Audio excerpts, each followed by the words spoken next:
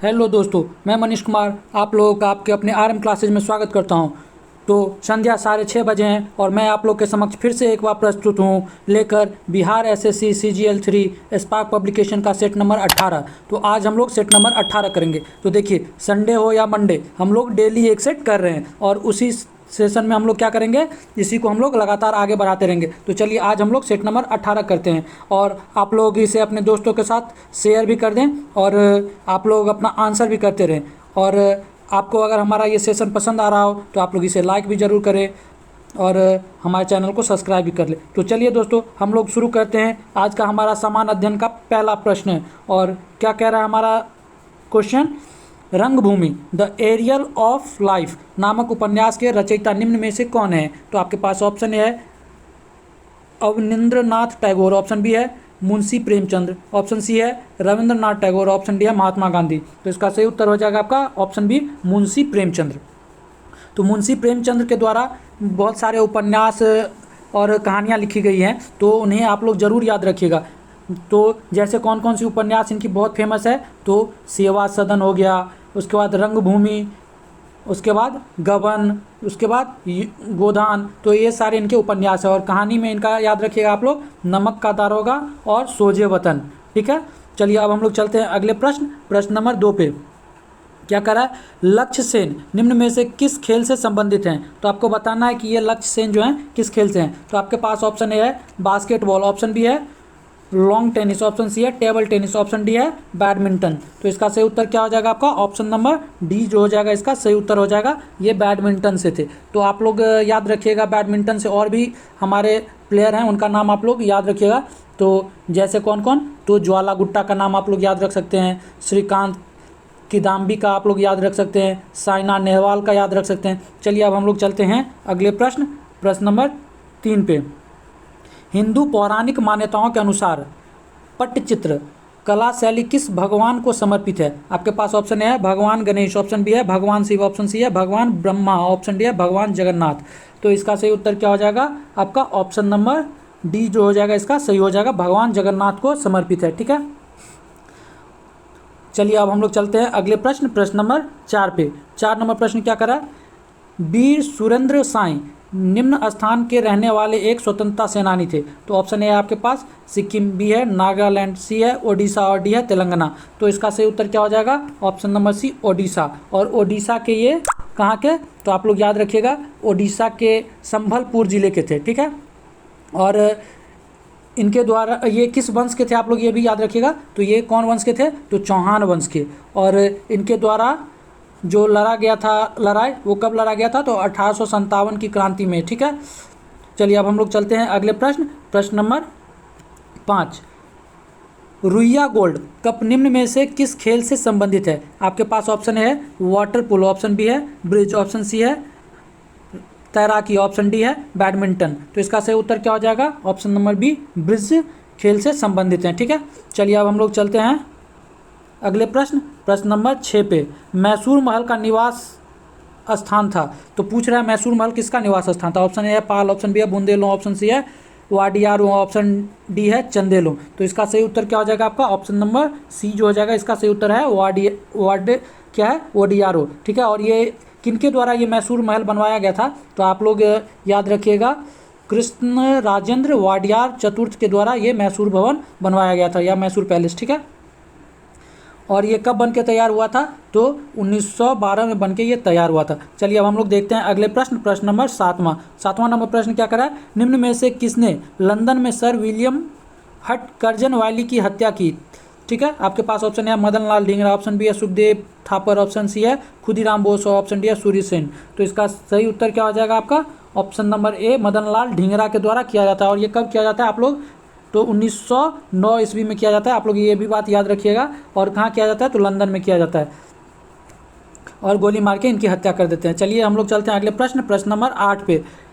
रोवा वन्यजीव अभ्यारण्य निम्न में से किस राज्य में स्थित है। तो आपके पास ऑप्शन है असम, ऑप्शन बी है हरियाणा, ऑप्शन सी है पंजाब, ऑप्शन डी है त्रिपुरा। तो इसका सही उत्तर क्या हो जाएगा आपका ऑप्शन नंबर डी त्रिपुरा। तो देखिए त्रिपुरा में जो है वो कुल 4 अभ्यारण्य है जो आप लोग याद रखिएगा। एक तो रोवा वन्यजीव हो गया, दूसरा कौन सा, तो सिपाही जला वन्यजीव अभ्यारण्य है, तीसरा तृष्णा वन्यजीव अभ्यारण्य है और चौथा गुमती वन्यजीव अभ्यारण्य है। तो ये 4 आप लोग याद रखिएगा, त्रिपुरा में है। चलिए अब हम लोग चलते हैं अगले प्रश्न, प्रश्न नंबर 9 पे। 9 नंबर प्रश्न क्या करा है, भारतीय संविधान के किस अनुच्छेद में उल्लेखित है कि भारत का एक उपराष्ट्रपति होगा?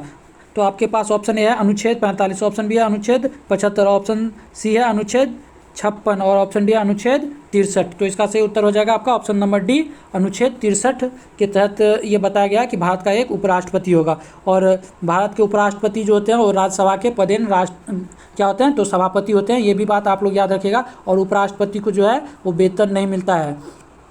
चलिए अब हम लोग चलते हैं अगले प्रश्न, प्रश्न नंबर 10 पे। और 10वां नंबर प्रश्न हमारा क्या करा है, नहर का वह चैनल जहां पानी को उठान द्वारा भूमि की ढाल के विरुद्ध बहने हेतु बाध्य किया जाता है कहलाता है। आपके पास ऑप्शन ए है प्रवाह चैनल, ऑप्शन बी है बारबंदी प्रणाली, ऑप्शन डी है लिफ्ट चैनल और ऑप्शन डी क्या करा है, भूजल। तो इसका सही उत्तर क्या हो जाएगा आपका ऑप्शन नंबर सी हो जाएगा, लिफ्ट चैनल।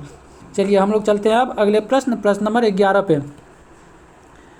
क्या कह रहा है, 12वीं शताब्दी ईस्वी में निम्न में से किस सम्राट ने ओडिशा के सूर्य मंदिर का निर्माण कराया था? आपके पास ऑप्शन ए है धर्मपाल, ऑप्शन बी है नरसिंह देव प्रथम, ऑप्शन सी है खारवेल और ऑप्शन डी है विजय सेन। तो इसका सही उत्तर क्या हो जाएगा option number B, Narsingh Dev प्रथम। तो ये जो आपसे पूछा जा रहा है कि सूर्य मंदिर,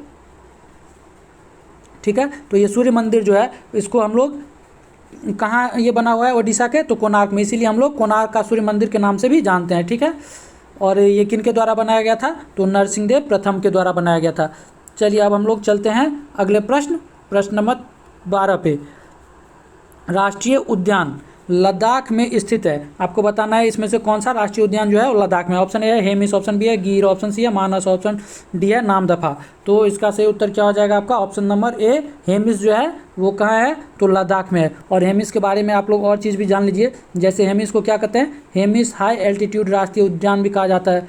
और ये लद्दाख के किस में, तो लद्दाख अब क्या है, तो केंद्र शासित प्रदेश है, तो यहाँ स्थित है। और यह भारत में सबसे अधिक ऊंचाई पर स्थित राष्ट्रीय उद्यान है, ये बात आप लोग याद रखिएगा। कौन सा, हेमिस।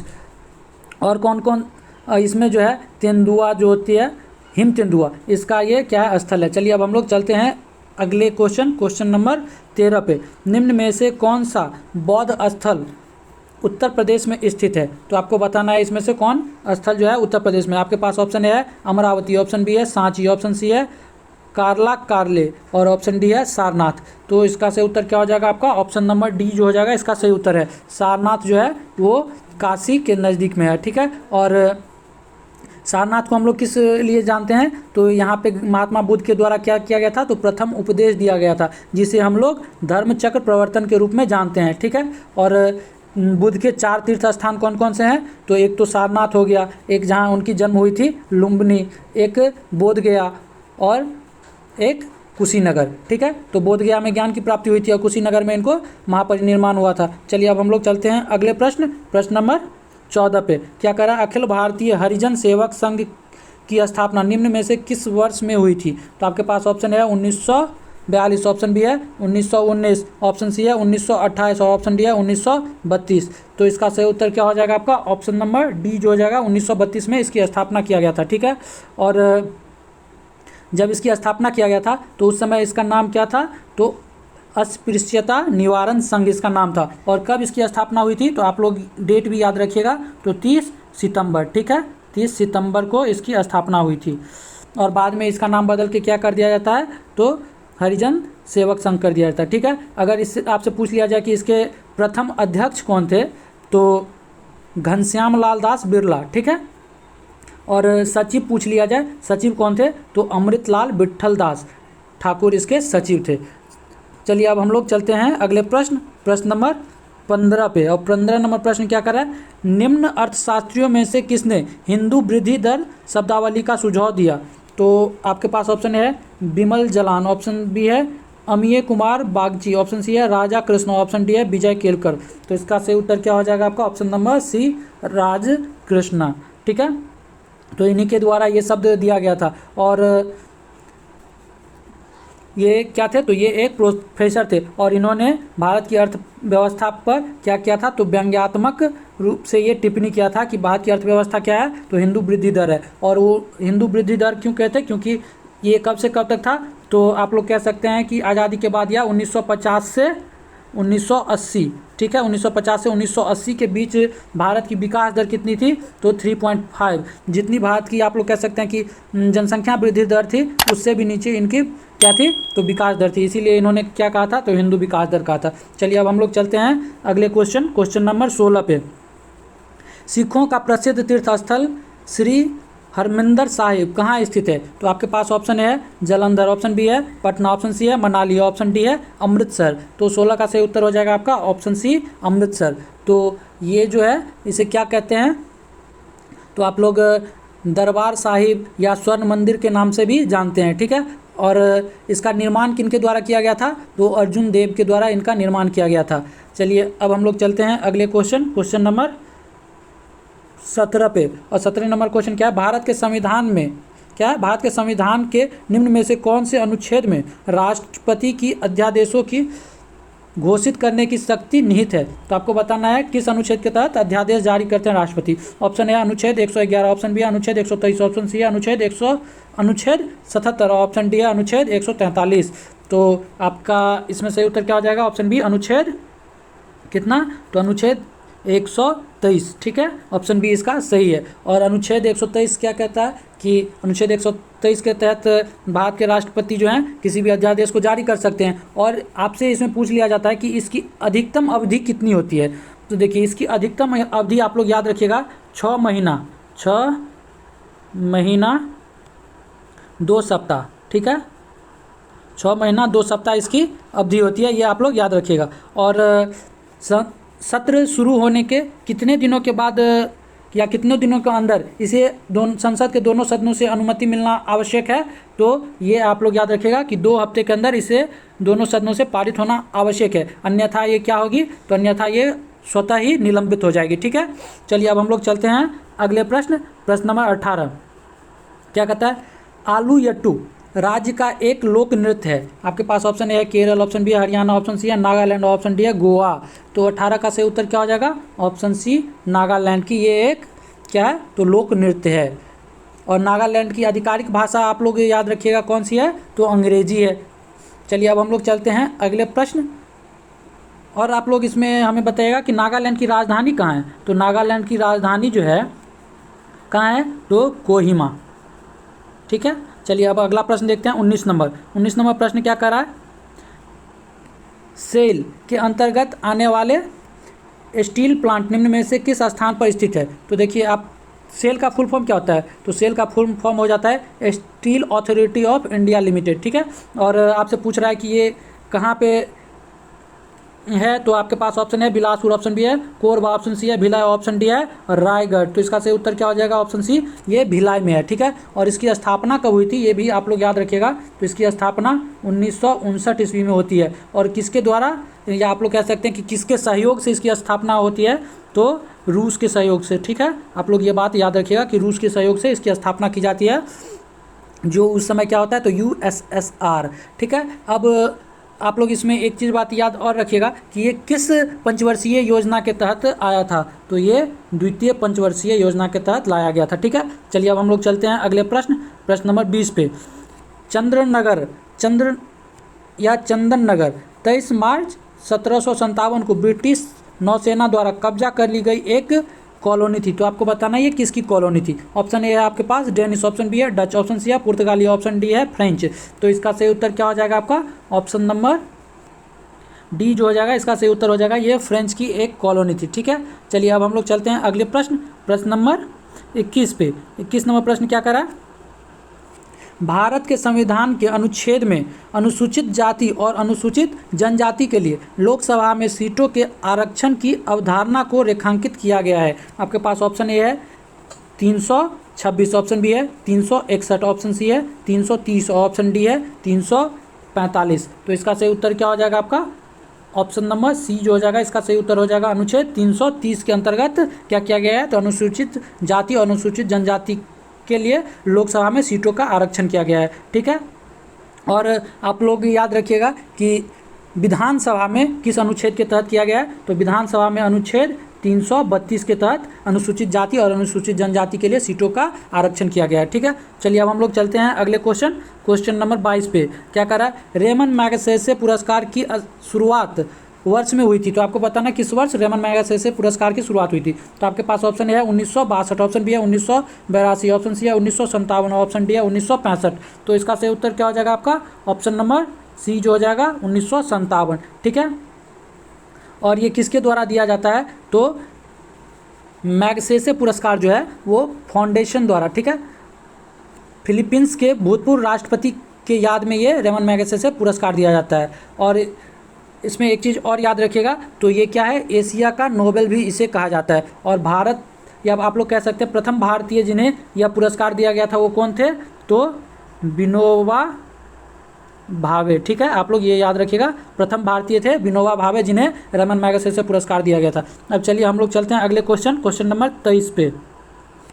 निम्न में से कौन सी ब्रह्मपुत्र नदी की एक सहायक नदी है जो भूटान से होकर बहती है। आपके पास ऑप्शन है इरावती नदी, ऑप्शन बी है वांगछू नदी, ऑप्शन सी है सितांग नदी, ऑप्शन डी है छिंदविन नदी। तो आपका सही आंसर क्या हो जाएगा, ऑप्शन नंबर बी जो हो जाएगा, वांगछू नदी जो है वो भूटान से होकर गुजरती है, जो ब्रह्मपुत्र में मिलती है। ठीक है, और भी नदियाँ जो ब्रह्मपुत्र की सहायक नदियाँ हैं जो आप लोग याद रखिएगा, अक्सर एग्जाम में पूछे जाते हैं, तो उसमें है एक लोहित। ठीक है, आप लोग इसे ज़रूर याद रखिएगा, लोहित बार बार पूछा जाता है। लोहित हो गया, धनसिरी हो गया, कोलंग हो गया, और कौन सा है, तो मानस। आप लोग ये भी याद रखिएगा, मानस, तीस्ता, सुबनसिरी। देखिए ये भी काफ़ी बार पूछा जाता है, कौन सा, तो सुबनसिरी। सुबनसिरी भी काफ़ी बार पूछा जाता है। चलिए अब हम लोग चलते हैं अगले क्वेश्चन नंबर 24 पे। क्या कह रहा है, ICTP रामानुजन पुरस्कार में उत्कृष्टता के लिए प्रतिवर्ष दिया जाता है। तो आपके पास ऑप्शन है भौतिक विज्ञान, ऑप्शन बी है गणित, ऑप्शन सी है रसायन विज्ञान, और ऑप्शन डी है जीव विज्ञान। तो इसका सही उत्तर क्या हो जाएगा, इसका सही उत्तर हो जाएगा ऑप्शन बी, गणित के क्षेत्र में ये क्या उत्कृष्ट पुरस्कार है, ये गणित के क्षेत्र में। ठीक है, और ये कब से दिया जाता है, तो ये 2005 से दिया जाता है। अब हम लोग चलते हैं अगले क्वेश्चन। ठीक है, अगला क्वेश्चन हमारा क्या है, क्वेश्चन नंबर 25। 1947 ईस्वी में हैदराबाद का निजाम निम्न में से कौन था। तो आपको बताना है, आपके पास ऑप्शन है मीर महबूब अली खान, ऑप्शन बी है उस्मान अली, ऑप्शन सी है अकबर अली खान, ऑप्शन डी है नासिर जंग। तो इसका सही उत्तर क्या हो जाएगा, ऑप्शन नंबर बी हो जाएगा, उस्मान अली खान जो हैं ये आप लोग कह सकते हैं कि हैदराबाद के अंतिम निजाम थे। ठीक है, और भारत के द्वारा सैन्य कार्रवाई करके हैदराबाद को क्या किया जाता है, तो मिला लिया जाता है भारत में। आप ये बात भी याद रखिएगा। और 1950 में हैदराबाद राज्य के पहले राज प्रमुख के रूप में उस्मान अली खान को चुना जाता है। ठीक है, अब हम लोग चलते हैं अगले क्वेश्चन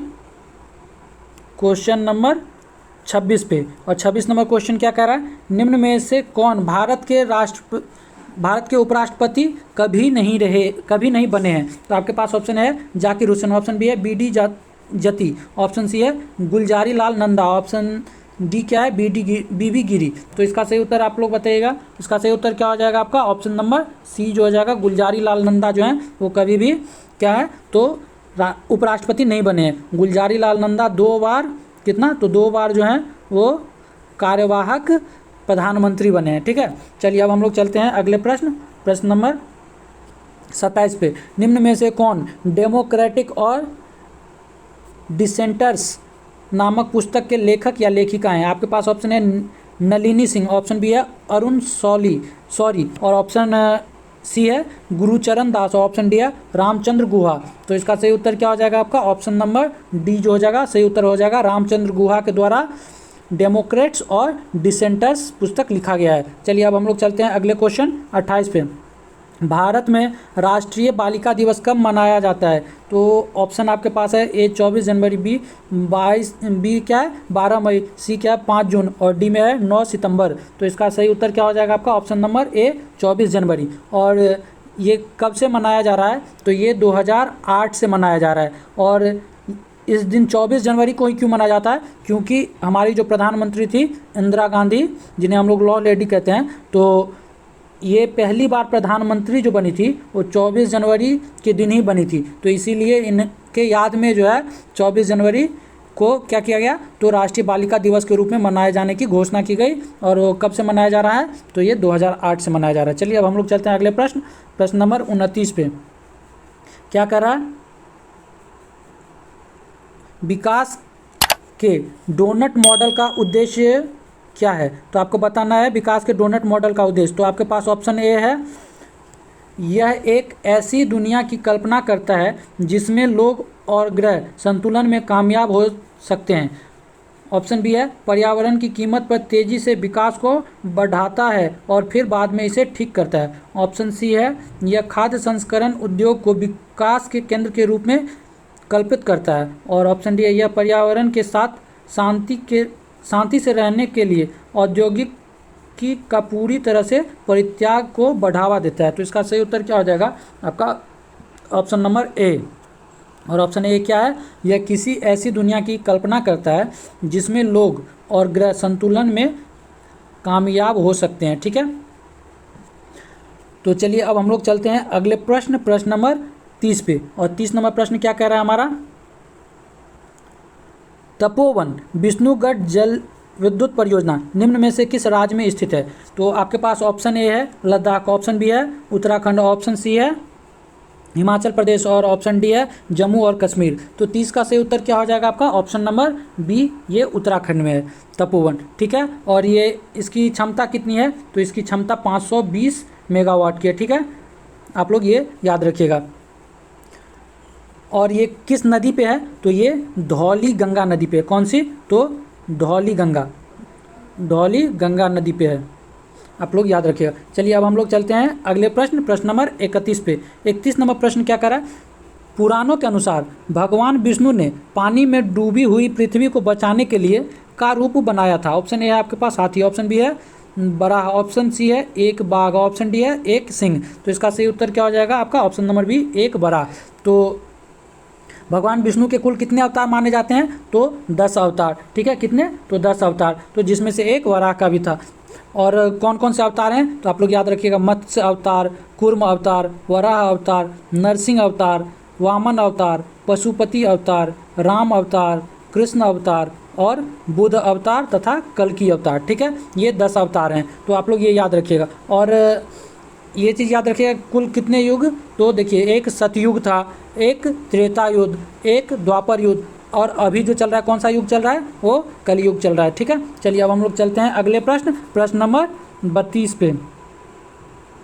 32 नंबर प्रश्न हमारा क्या है, विदेशी भूमि पर तिरंगा फहराने वाले पहले भारतीय का नाम क्या था। तो ऑप्शन ए है आपके पास एनी बेसेंट, ऑप्शन बी है बेगम हजरत महल, ऑप्शन सी है भिखाजी कामा, ऑप्शन डी है लक्ष्मी सहगल। तो इसका सही उत्तर क्या हो जाएगा आपका, ऑप्शन नंबर सी, भिखाजी कामा। ठीक है, और ये भिखाजी कामा जो थी वो भारतीय मूल की पारसी नागरिक थी। ठीक है, और ये कहाँ ये झंडा फहराती है, तिरंगा झंडा, तो आप लोग याद रखिएगा जर्मनी, कौन सा, तो जर्मनी के स्टुअर्ट गार्ड में। ठीक है, तो जर्मनी के स्टुअर्ट गार्ड में इनके द्वारा तिरंगा झंडा फहराया जाता है। और कब फहराया जाता है, तो 22 अगस्त। ठीक है, 22 अगस्त आप लोग याद रखिएगा, 22 अगस्त 1907 को। ठीक, अब हम लोग चलते हैं अगले क्वेश्चन, क्वेश्चन नंबर 33 पे।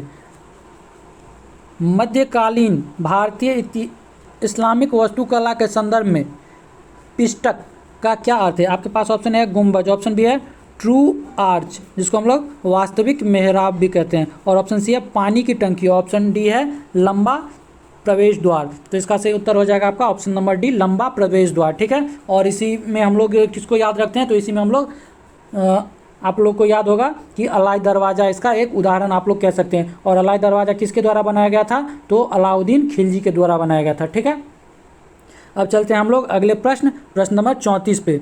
34 नंबर प्रश्न क्या कह रहा है, निम्न में से कौन से स्थान की समुद्र तट से ऊंचाई सबसे अधिक है। तो आपके पास ऑप्शन है रानीखेत, ऑप्शन बी है मुरादाबाद, ऑप्शन सी है पटना और ऑप्शन डी है कोलकाता। तो इसका सही उत्तर क्या हो जाएगा आपका, ऑप्शन नंबर ए रानीखेत। चलिए अब देखते हैं अगला क्वेश्चन, क्वेश्चन नंबर 35 क्या कह रहा है, कृष्णदेव राय द्वारा रचित निम्न में से कौन सी पुस्तक राजकीय विषय वस्तु से संबंधित है। आपके पास ऑप्शन ए है कपूर मंजरी, ऑप्शन बी है कादम्बरी, ऑप्शन सी है अमुक्त माल्यद, ऑप्शन डी है तोल्काप्पियम। तो इसका सही उत्तर क्या हो जाएगा आपका ऑप्शन नंबर सी जो हो जाएगा वो सही उत्तर हो जाएगा अमुक्त माल्यद। ठीक है, और ये किसके द्वारा लिखा गया है? तो कृष्णदेव राय के द्वारा लिखा गया है। चलिए अब और कृष्णदेव राय के बारे में आप लोग याद रख सकते हैं कि ये कहाँ के शासक थे? तो विजयनगर के। ठीक है, और इनकी जो सभा थी आप लोग कह सकते हैं, या इनके दरबार में 8 प्रसिद्ध कवि थे जिसको हम लोग अष्ट दिग्गज के नाम से जानते हैं। ठीक है, चलिए अब हम लोग चलते हैं अगले प्रश्न नंबर 36 पे। भारतीय संविधान का निम्न में से कौन सा अनुच्छेद एक जीएसटी परिषद की स्थापना से संबंधित है? तो आपके पास ऑप्शन ए है अनुच्छेद 323 ए, ऑप्शन बी है अनुच्छेद 269 ए, ऑप्शन सी है अनुच्छेद 246 ए, ऑप्शन डी है अनुच्छेद 269 ए। तो ऑप्शन बी हमारा इसका सही आंसर हो जाएगा। क्या है? अनुच्छेद 279 ए। ठीक है, तो आप लोग इसका आंसर बी कर लीजिएगा। चलिए अब आप लोग इसमें एक चीज़ और याद रख सकते हैं कि ये जीएसटी को फुल फॉर्म में हम लोग क्या कहते हैं? Goods and service. अब हम लोग चलते हैं अगले प्रश्न नंबर कौन सा है हमारा? तो प्रश्न नंबर 37। और 37 नंबर प्रश्न क्या कह रहा है? चाइना मैन शब्द निम्न में से किस खेल से संबंधित है? तो आपके पास ऑप्शन है पोलो, ऑप्शन बी है क्रिकेट, ऑप्शन सी है तैराकी, ऑप्शन डी है टेबल टेनिस। तो इसका सही उत्तर क्या हो जाएगा आपका? ऑप्शन नंबर बी क्रिकेट से है। ठीक है, और क्रिकेट से तो आप लोग सारे शब्द जानते ही होंगे, जैसे bat, ball, wicket, throw, stump. चलिए अब हम लोग चलते हैं अगले प्रश्न नंबर 38। और प्रश्न नंबर 38 क्या कह रहा है हमारा? बोलाक आर्ट कर्नाटक राज्य की एक शैली है। तो आपको बताना है बोलाक आर्ट जो है वो किस तरह की शैली है। आपके पास ऑप्शन है मूर्ति कला, ऑप्शन बी है नृत्य कला, ऑप्शन सी है चित्रकला, ऑप्शन डी है संगीत कला। तो 38 का सही उत्तर क्या हो जाएगा आपका? ऑप्शन नंबर बी जो हो जाएगा वो सही उत्तर हो जाएगा, ये एक तरह का नृत्य कला है। ठीक है, चलिए अब हम लोग चलते हैं अगले प्रश्न नंबर 39 पे। क्या कह रहा है हमारा प्रश्न?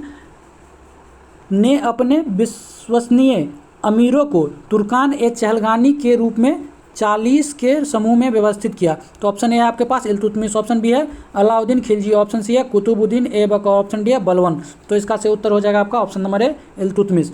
ठीक है, और इल्तुतमिश कब से कब तक शासन करते हैं? तो ये 1210 से कब से कब तक? तो आप लोग इसे याद रखिएगा 1210 से 1236 तक। ठीक है, और इन्हीं के द्वारा ये किया गया रहता है किसका? तो तुर्कान ए चहलगानी की स्थापना की गई रहती है, जिसमें 40 अमीर सरदारों का समूह रहता है। और आप लोग इसमें याद रखिएगा कि इल्तुतमिश दिल्ली सल्तनत का पहला शासक था जिसने दिल्ली को अपनी राजधानी बनाया था। ठीक है, चलिए अब हम लोग चलते हैं अगले क्वेश्चन 40 नंबर पे। क्या कह रहा है? किस राज्य में पोनुयोक्सी नामक तलवार की तरह के एक वाद्य यंत्र का उपयोग पुजारियों द्वारा किए जाने वाले अनुष्ठानिक नृत्य के दौरान किया जाता है? तो आपके पास ऑप्शन है हिमाचल प्रदेश, ऑप्शन बी है उत्तर प्रदेश, ऑप्शन सी है मध्य प्रदेश, ऑप्शन डी है अरुणाचल प्रदेश। तो 40 का सही उत्तर क्या हो जाएगा आपका? Option number D Arunachal Pradesh. चलिए अब हम लोग चलते हैं अगले प्रश्न 41 पे। गौतम बुद्ध का जन्म स्थल एक वन था जिसे के नाम से जाना जाता था। तो ऑप्शन है मफलफंग, ऑप्शन बी है लुम्बिनी, ऑप्शन सी है कवूस, ऑप्शन डी है मंगरवानी। तो इसका क्या हो जाएगा आपका? Option number B Lumbini. तो गौतम बुद्ध का जो है जन्म कब हुआ था? तो 1563 ईसा पूर्व। ठीक है, और ये इक्ष्वाकु वंश से थे। ठीक है, और आप लोग इसमें एक चीज़ और याद रख सकते हैं कि इनकी माता कौन थी? तो इनकी माता महामाया थी, जो किस वंश से थी? तो कोलिय वंश से थी। और इनका पालन पोषण किसने किया था? तो महाप्रजापति गौतमी के द्वारा किया जाता है, जो की मौसी थी। ठीक है, और गौतम बुद्ध का बचपन का नाम सिद्धार्थ था। चलिए अब हम लोग चलते हैं अगले प्रश्न नंबर 42 पे। अंतर्राष्ट्रीय हॉकी महासंघ FIH का मुख्यालय कहाँ अवस्थित है? तो ऑप्शन ए है नेपाल, ऑप्शन बी है स्विट्जरलैंड, ऑप्शन सी है भूटान, ऑप्शन डी है ऑस्ट्रेलिया। तो इसका सही उत्तर हो जाएगा आपका ऑप्शन नंबर बी स्विट्जरलैंड। चलिए अब हम लोग चलते हैं अगले प्रश्न नंबर 43 पे। और प्रश्न नंबर 43 हमारा क्या कह रहा है? निम्नलिखित में से कौन सा देश क्वाड समूह का हिस्सा नहीं है? तो आपको बताना है, आपके पास ऑप्शन है कनाडा, ऑप्शन बी है ऑस्ट्रेलिया, ऑप्शन सी है भारत, ऑप्शन डी है जापान। तो इसका सही उत्तर हो जाएगा आपका ऑप्शन नंबर ए कनाडा। ठीक है, तो क्वाड किन किन देशों से बनाया गया है? तो इसमें जो है आप लोग याद रख सकते हैं भारत है, अमेरिका है, ऑस्ट्रेलिया है और जापान है। इन 4 देशों के द्वारा बनाया गया है। चलिए अब हम लोग चलते हैं अगले प्रश्न नंबर 44 पे। दर भोजन और ऊर्जा के अलावा हर चीज़ में बढ़ती हुई कीमतों को मापती है। आपके पास ऑप्शन है अपस्फीति, ऑप्शन बी है मजदूरी मुद्रास्फीति, ऑप्शन सी है मूल मुद्रास्फीति, ऑप्शन डी है स्टैगफ्लेशन, जिसको मुद्रास्फीति जनित मंदी कहते हैं। तो इसका सही उत्तर क्या हो जाएगा आपका? ऑप्शन नंबर सी जो हो जाएगा, इसका सही उत्तर हो जाएगा मूल मुद्रास्फीति। ठीक है, और मुद्रास्फीति किसे कहते हैं? तो इसका मतलब होता है कि बाजार और वस्तुओं या सेवाओं का कीमत लगातार वृद्धि होती है, जिसे हम लोग क्या कहते हैं? मुद्रास्फीति। जिससे क्या होता है? पैसे की वैल्यू गिर जाती है। चलिए अब हम लोग चलते हैं अगले क्वेश्चन नंबर 45 पे। क्या कह रहा है? प्रतिवर्ष हिंदी दिवस कब मनाया जाता है? तो आपके पास ऑप्शन ए है 6 अप्रैल, ऑप्शन बी है 14 मार्च, ऑप्शन सी है 2 अक्टूबर, ऑप्शन डी है 14 सितंबर। तो इसका सही उत्तर क्या हो जाएगा? ऑप्शन नंबर डी 14 सितंबर को मनाया जाता है। ठीक है, और ये कब से मनाया जा रहा है? तो ये 1949, ठीक है, 1949 आज़ादी के बाद हिंदी को क्या किया गया था?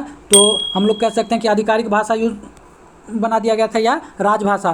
तो उसी सिलसिले में ये 1949 में इसे क्या किया जाता है? तो हिंदी दिवस के रूप में 14 सितंबर को मनाने का निर्णय ले लिया जाता है। और अगर आपसे पूछ ले कि विश्व हिंदी दिवस कब मनाया जाता है, तो विश्व हिंदी दिवस जो है वो 10 जनवरी, ठीक है, 10 जनवरी को विश्व हिंदी दिवस के रूप में मनाया जाता है, या हम लोग कह सकते हैं अंतर्राष्ट्रीय हिंदी दिवस। चलिए अब हम लोग चलते हैं अगले प्रश्न 46 पे।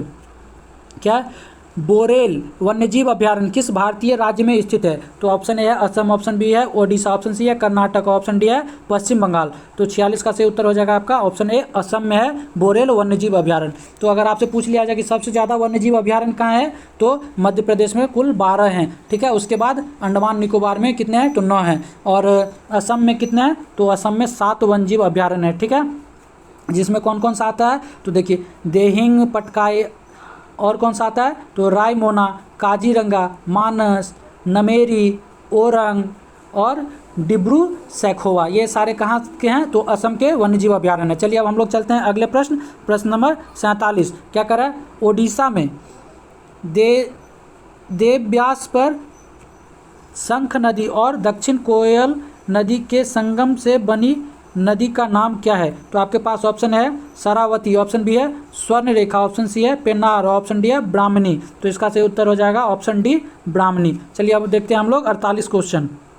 तो क्या कह रहा है? निम्न में से कौन इंटरप्रेटर ऑफ मेलडीज नामक पुस्तक के लेखिका हैं? तो आपके पास ऑप्शन है सुधा मूर्ति, ऑप्शन बी है झुम्पा लाहिरी, ऑप्शन सी है अरुंधति रॉय, ऑप्शन डी है अनीता नायर। तो इसका सही उत्तर क्या हो जाएगा? Option B Jhumpa Lahiri. ठीक है, चलिए अब हम लोग चलते हैं अगले क्वेश्चन नंबर 49 पे। निम्न में से किसने शाहजहां के शासनकाल में मुगलों की महानता का उल्लेख करते हुए 4 चमन नामक पुस्तक लिखी? तो आपको बताना है 4 चमन के लेखक कौन है। तो आपके पास ऑप्शन है अबू दजल, ऑप्शन बी है मोहम्मद वारिस, ऑप्शन सी है गुलबदन बेगम और ऑप्शन डी है चंद्रभान ब्राह्मण।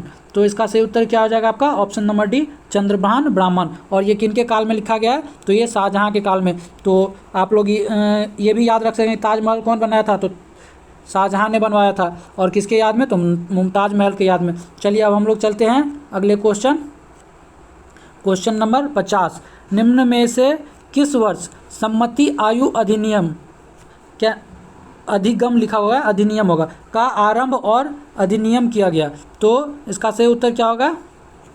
इसका आप लोग के पास ऑप्शन ए है 1851 ईस्वी, ऑप्शन बी है 1834 ईस्वी, ऑप्शन सी है 1901 ईस्वी, ऑप्शन डी है 1889 ईस्वी। तो इसका सही उत्तर कौन सा हो जाएगा आपका? ऑप्शन नंबर है 1891 ईस्वी। ठीक है, तो ये क्या था?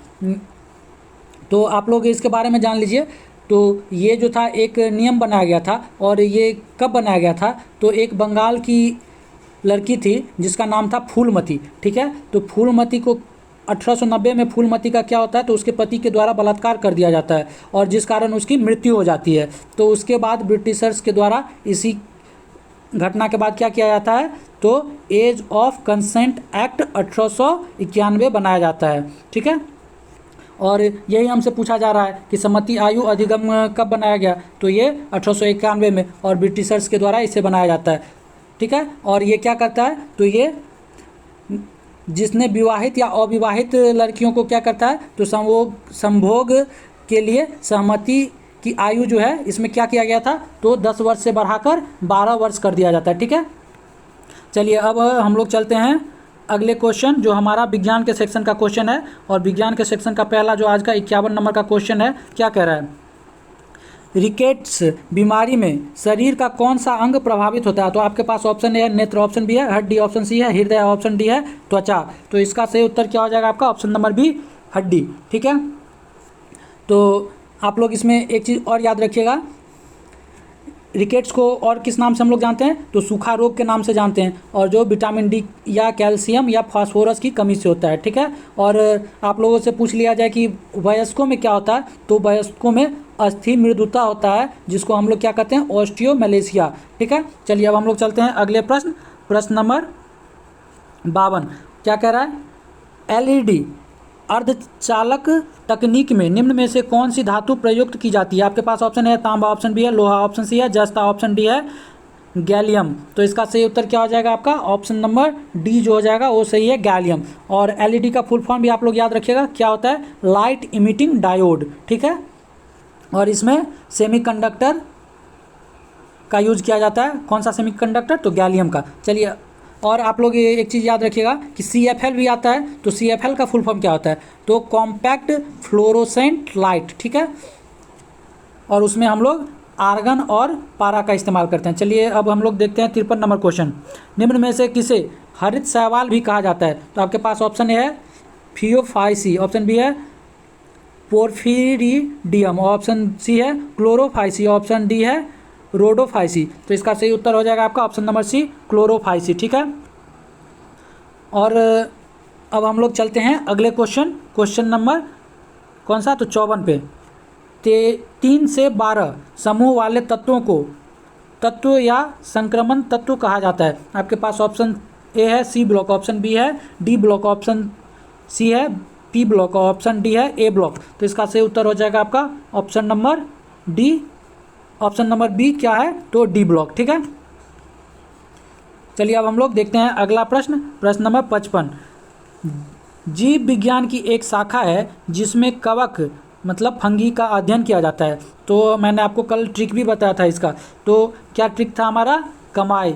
तो क से हो गया कवक, माई से माइकोलॉजी। तो आप लोग इसका आंसर कर लिए होंगे। आप लोग देखिए ऑप्शन ए में है वायरोलॉजी, ऑप्शन बी है मॉर्फोलॉजी, ऑप्शन सी में है माइकोलॉजी। तो हमारा ऑप्शन सी इसका सही आंसर हो गया माइकोलॉजी। और सफाई भी हमने आपको बताया था, तो स से शैवाल और फ से फाइकोलॉजी, उसके अध्ययन को कहते हैं। ठीक है, शैवाल के अध्ययन को फाइकोलॉजी। चलिए हम लोग देखते हैं 56 नंबर क्या है, आवर्त सारणी में ज्ञात रासायनिक तत्वों में से केवल सामान्य वायुमंडलीय परिस्थितियों में गैसीय रूप में होते हैं। आपके पास ऑप्शन ए है 11, ऑप्शन बी है 13, ऑप्शन सी है 12 और ऑप्शन डी है 10। तो इसका सही उत्तर क्या हो जाएगा 56 का, ऑप्शन नंबर ए 11 जो है इसका सही उत्तर हो जाएगा। ठीक है,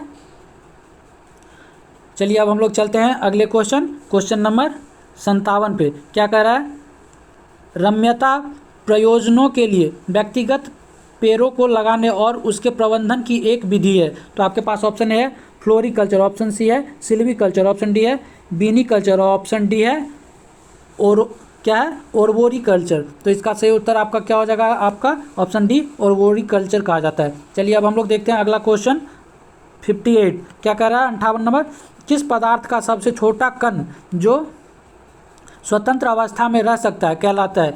आपके पास ऑप्शन है परमाणु, ऑप्शन बी है अणु, ऑप्शन सी है प्रोटॉन और ऑप्शन डी है इलेक्ट्रॉन। तो इसका सही उत्तर क्या हो जाएगा आपका ऑप्शन नंबर बी, अणु जो होता है वो स्वतंत्र अवस्था में रह सकता है।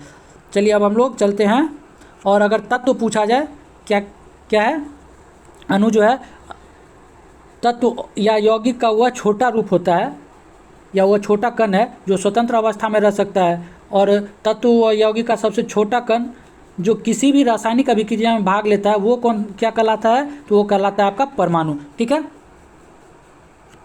और परमाणु जो है वो स्वतंत्र अवस्था में नहीं रह सकता है, ये भी आप लोग याद रखिएगा। चलिए हम लोग अब देखते हैं क्वेश्चन नंबर 59। अम्लीय विलयन का pH मान होता है। तो आपके पास ऑप्शन है 7 से कम, ऑप्शन बी है 7 से अधिक, ऑप्शन सी है 7 के बराबर, ऑप्शन डी है 10 से अधिक। तो 59 का सही उत्तर क्या हो जाएगा आपका, ऑप्शन नंबर ए जो हो जाएगा ये सही हो जाएगा, 7 से कम। तो देखिए आप लोग ये बताइए कि जो pH है वो pH मान क्या होता है। तो pH मान जो होता है वो क्या होता है, तो हाइड्रोजन आयन की सांद्रता को दर्शाता है। और ये किसने खोज किया था, ये सोरेनसन के द्वारा खोज किया गया था, कब, 1909 में, ठीक है। और जब pH 7 के बराबर होता है तो विलयन क्या होता है, तो विलयन उदासीन हो जाता है। और 7 से कम pH होता है तो क्या होता है, तो अम्लीय हो जाता है। और 7 से ज़्यादा होता है तो क्या हो जाता है, तो क्षारीय हो जाता है। चलिए अब हम लोग चलते हैं अगले क्वेश्चन नंबर 60 पे। क्या कह रहा है, किसी भी स्थिर या गतिशील वस्तु की स्थिति और दिशा में तब तक कोई परिवर्तन नहीं होता जब तक उस पर कोई बाह्य बल सक्रिय न हो, यह है। तो आपको बताना है, आपके पास ऑप्शन ए है न्यूटन का गति विषयक प्रथम नियम, ऑप्शन बी है न्यूटन का गति विषयक द्वितीय नियम, ऑप्शन सी है न्यूटन का गति विषयक तृतीय नियम, और ऑप्शन डी है गैलीलियो का गति विषयक नियम। तो इसका सही उत्तर क्या हो जाएगा आपका, ऑप्शन नंबर ए न्यूटन के गति के विषयक प्रथम नियम ही ये कहता है। और हम लोग इसे जड़त्व के नियम के रूप में भी जानते हैं, ठीक है। और द्वितीय नियम में क्या कहता है, द्वितीय नियम में कहता है F=ma। और तृतीय नियम में क्या कहता है कि प्रत्येक क्रिया के बराबर और विपरीत प्रतिक्रिया होती है। चलिए अब हम लोग देखते हैं अगला प्रश्न नंबर 61 नंबर प्रश्न क्या कर रहा है, अधिकतर चट्टानों एवं खनिजों में किस तत्व की बहुलता होती है। तो आपके पास ऑप्शन है सिलिकॉन, ऑप्शन बी है कार्बन, ऑप्शन सी है लोहा, ऑप्शन डी है इनमें से कोई नहीं। तो इसका सही उत्तर क्या हो जाएगा आपका, ऑप्शन नंबर ए सिलिकॉन, ठीक है। तो वैसे तो आप लोग कह सकते हैं कि सबसे ज़्यादा जो खनिज तत्व पाए जाते हैं वो कौन सा होता है, तो ऑक्सीजन, ठीक है। O2 ऑक्सीजन सबसे ज़्यादा पाया जाता है, कितना, तो 46.6%। उसके बाद सिलिकॉन पाया जाता है कितना, 27.72%, ठीक है। और उसके बाद एल्युमिनियम है, फिर लोहा है, फिर कैल्शियम है, फिर सोडियम है। तो आप लोग ये जरूर याद रखिएगा। चलिए अब हम लोग चलते हैं अगले प्रश्न नंबर 62 पे। गैल्वेनोमीटर का उपयोग किया जाता है, आपके पास ऑप्शन है विद्युत धारा ज्ञात करने में, ऑप्शन बी है प्रतिरोध मापने में, ऑप्शन सी है ऊंचाई मापने में, और ऑप्शन डी है कोणीय वेग मापने में। तो इसका सही उत्तर क्या हो जाएगा, 62 का सही उत्तर हो जाएगा आपका ऑप्शन नंबर क्या है, तो आप लोग ए इसका सही उत्तर हो जाएगा क्या, तो विद्युत धारा ज्ञात करने में। चलिए अब हम लोग चलते हैं अगले प्रश्न नंबर 63 पे। और 63 नंबर प्रश्न हमारा क्या कह रहा है, उत्प्रेरक एक पदार्थ है जो आपके पास ऑप्शन है अभिक्रिया की दर बढ़ाता है, ऑप्शन बी है अभिक्रिया की दर घटाता है, ऑप्शन सी है अभिक्रिया की दर बदल देता है, ऑप्शन डी है अभिक्रिया में भाग नहीं लेता। तो ऑप्शन सी इसका क्या हो जाएगा, ऑप्शन नंबर सी जो हो जाएगा इसका सही उत्तर है अभिक्रिया की दर को बदल देता है, ठीक है। चलिए अब हम लोग चलते हैं अगले प्रश्न नंबर 64 पे। और प्रश्न नंबर 64 क्या कर रहा है, यकृत यानी लीवर का कार्य है। तो आपके पास ऑप्शन है भोजन का पाचन करना, भोजन का क्या है, पाचन बढ़ाना, ऑप्शन बी श्वसन बढ़ाना, ऑप्शन सी ग्लूकोज को ग्लूकोजन के रूप में संचित करना, ऑप्शन डी इनमें से कोई नहीं। तो इसका सही उत्तर क्या हो जाएगा आपका, ऑप्शन नंबर सी सही हो जाएगा, ग्लूकोज को ग्लूकोजन में संचित करना, ठीक है। अब हम लोग चलते हैं अगले क्वेश्चन नंबर 65 पे। 65 नंबर हमारा क्वेश्चन क्या है, एक बिंदु से 0.2 मीटर स्थित दूर बिंदु तक 20 कूलम आवेश ले जाने में 2 जूल कार्य होता है, बिंदुओं के बीच विभवांतर है। तो आपको बताना है कि कितना विभवांतर होगा।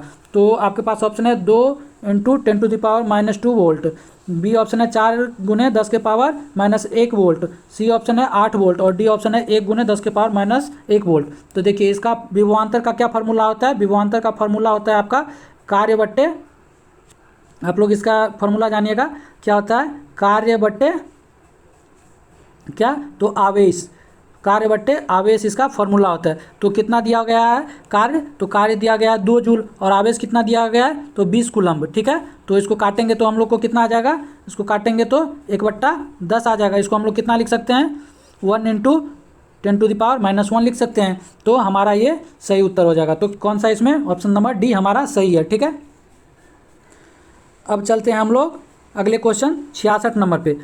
कोणीय वेग का बीमीय सूत्र निम्न में से कौन सा है। तो आपके पास ऑप्शन है m0L1T-1, आपके पास ऑप्शन बी है m0L0T-1, ऑप्शन सी है m1L0T-1, ऑप्शन डी है m0L1T-1। तो इसका सही उत्तर क्या हो जाएगा आपका, option number B m0 l0 t-1। तो इसका मात्रक क्या होता है कोणीय वेग का, तो इसका आप लोग याद रखिएगा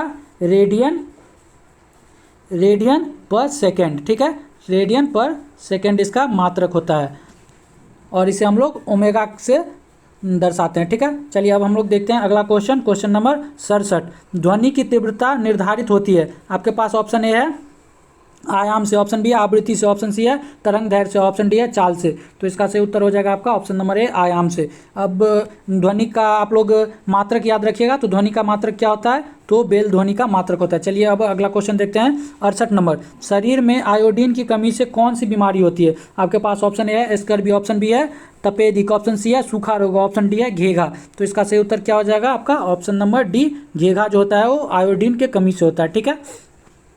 चलिए अब हम लोग देखते हैं, और विटामिन सी की कमी से स्कर्वी रोग होता है और सूखा रोग विटामिन डी की कमी से होता है। चलिए हम लोग अब अगला क्वेश्चन देखते हैं 69 नंबर। क्या है, निम्नलिखित में से कौन न तो तत्व है और न ही यौगिक है। तो आपके पास ऑप्शन ए है जल, ऑप्शन बी है पारा, ऑप्शन सी है सोडियम क्लोराइड और ऑप्शन डी है वायु। तो 69 का सही उत्तर क्या हो जाएगा ऑप्शन नंबर डी वायु। क्या है, न तो तत्व है और न ही यौगिक है। वायु क्या है, वायु एक मिश्रण है, ठीक है, और जल क्या है तो यौगिक है, पारा तत्व है। चलिए अब हम लोग चलते हैं अगले क्वेश्चन, क्वेश्चन नंबर 70 पे। क्या कह रहा है, कोशिका के 4 अवयवों में उस कोशिका को पहचानिए जो पौधों की कोशिकाओं में पाया जाता है किंतु जानवर की कोशिकाओं में नहीं। तो आपके पास ऑप्शन ए है कोशिका द्रव, ऑप्शन बी है कोशिका कला, ऑप्शन बी है नाभिक, ऑप्शन सी है लवक। तो आपको जल्दी से इसका आंसर कीजिएगा, तो इसका आंसर क्या हो जाएगा आपका ऑप्शन नंबर डी लवक जो होता है वो आप कह सकते हैं कि वनस्पति कोशिका में पाया जाता है लेकिन जंतु कोशिका में नहीं पाया जाता है, ठीक है। और क्या वनस्पति कोशिका में पाया जाता है, तो आप लोग को पता होगा कौन सा, तो कोशिका भित्ति। क्या, तो कोशिका भित्ति, ठीक है। कोशिका भित्ति भी जो है वो जंतु कोशिका में नहीं पाया जाता है। चलिए अब हम लोग चलते हैं अगले क्वेश्चन, क्वेश्चन नंबर 71 पे। शरीर में हेमोग्लोबिन का कार्य है, आपके पास ऑप्शन ए है ऑक्सीजन परिवहन, ऑप्शन बी है जीवाणुओं को नष्ट करना, ऑप्शन सी है रक्ताल्पता को रोकना, ऑप्शन डी है लोहे का उपयोगीकरण। तो इसका सही उत्तर हो जाएगा आपका ऑप्शन नंबर ए क्या करता है, ऑक्सीजन का परिवहन करता है, ठीक है। और होमोग्लोबिन में जो हिम है इस कारण क्या होता है, रक्त जो होता है वो लाल होता है। चलिए अब हम लोग होमोग्लोबिन में पाया जाने वाला लौह यौगिक कौन सा होता है ये भी हम लोग जान लेते हैं। तो कौन सा होता है, तो हिमैटिन होता है। आप लोग इसे याद रखिएगा, हिमैटिन लौह है या लौह यौगिक जो है वो पाया जाता है। चलिए अब हम लोग देखते हैं अगला क्वेश्चन 72 नंबर। क्या कह रहा है, एक पीढ़ी से दूसरे पीढ़ी में अनुवांशिक सूचना का स्थानांतरण पूरा किया जाता है। तो आपके पास ऑप्शन है कोडोन द्वारा, ऑप्शन बी है आरएनए द्वारा, ऑप्शन ये द्वारा ही होना चाहिए, द्वारस नहीं होगा, ये द्वारा होगा, ठीक है, ये द्वारा होगा। ऑप्शन सी है डीएनए द्वारा, ऑप्शन डी है स्थानांतरण द्वारा। तो 72 का सही उत्तर क्या हो जाएगा आपका ऑप्शन नंबर सी जो हो जाएगा, डीएनए द्वारा किया जाता है अनुवांशिक सूचना का स्थानांतरण, ठीक है। चलिए अब हम लोग चलते हैं अगले क्वेश्चन, क्वेश्चन नंबर 73। क्या कह रहा है, कौन सा रंग क्लोरोफिल द्वारा अवशोषित नहीं किया जाता। आपके पास ऑप्शन है नीला, ऑप्शन बी है लाल, ऑप्शन सी है हरा, ऑप्शन डी है पीला। तो इसका सही उत्तर हो जाएगा आपका ऑप्शन सी हरा। ये तो बहुत ही आसान क्वेश्चन है क्योंकि क्लोरोफिल जो होता है खुद हरे रंग का होता है तो इसलिए उसका अवशोषण नहीं करता है, ठीक है, और ये प्रकाश संश्लेषण में भाग लेता है। चलिए अब हम लोग देखते हैं अगला क्वेश्चन, क्वेश्चन नंबर 74। क्या कह रहा है, गुरुत्वाकर्षण का सिद्धांत किसने दिया था। ऑप्शन ए है न्यूटन, ऑप्शन बी है आर्यभट्ट, ऑप्शन सी है कैपलर, ऑप्शन डी है कोपरनिकस। तो इसका सही उत्तर हो जाएगा आपका ऑप्शन नंबर ए न्यूटन के द्वारा दिया गया था। आप सभी लोग जानते होंगे कि जब पेड़ से सेब गिरता है तो उसी को देख के न्यूटन ने ये गुरुत्वाकर्षण का सिद्धांत दिया था, ठीक है। चलिए अब हम लोग देखते हैं अगला क्वेश्चन, और जो आज के सेशन का हमारा अंतिम क्वेश्चन है, और कौन सा क्वेश्चन है 75 नंबर का। आदर्श गैस नियम के अनुसार गैस का ग्राम अणुक आयतन कितना होता है। आपके पास ऑप्शन ए है RT/PVg, ऑप्शन बी है RT/PL, ऑप्शन सी है RT/Vg और ऑप्शन डी है 22.4 लीटर, ठीक है। तो इसका सही उत्तर क्या हो जाएगा आपका ऑप्शन नंबर डी जो हो जाएगा, इसका सही उत्तर हो जाएगा 22.4 लीटर जो है वो क्या होता है, तो आदर्श गैस का क्या है, तो आयतन होता है। और आप लोग एक चीज़ और याद रखिएगा कि आदर्श गैस जो होता है वो वास्तव में ऐसा कोई गैस ज्ञात नहीं है। ठीक है, तो आज का सेशन हम लोग यहीं पे ख़त्म करते हैं। अगर आप लोगों को ये सेशन पसंद आ रहा हो तो इसे लाइक ज़रूर करें, अपने दोस्तों के साथ भी शेयर करें, और हमें कमेंट कर ज़रूर बताएं कि आपकी तैयारी कैसी चल रही है। तो चलिए दोस्तों, अब आप लोग को इसका पीडीएफ चाहिए तो हमारे टेलीग्राम चैनल पर ज्वाइन करके इसका पीडीएफ आप लोग प्राप्त कर सकते हैं। तो हम लोग फिर मिलेंगे अगले सेट नंबर 19 के साथ, और तब तक के लिए आप लोग क्या कीजिए, तो आप लोग ऐसे ही बेहतरीन तैयारियां अपना करते रहिए और आप लोग अपना ख्याल रखिए। ओके दोस्तों, आज के लिए इतना ही। धन्यवाद। जय हिंद।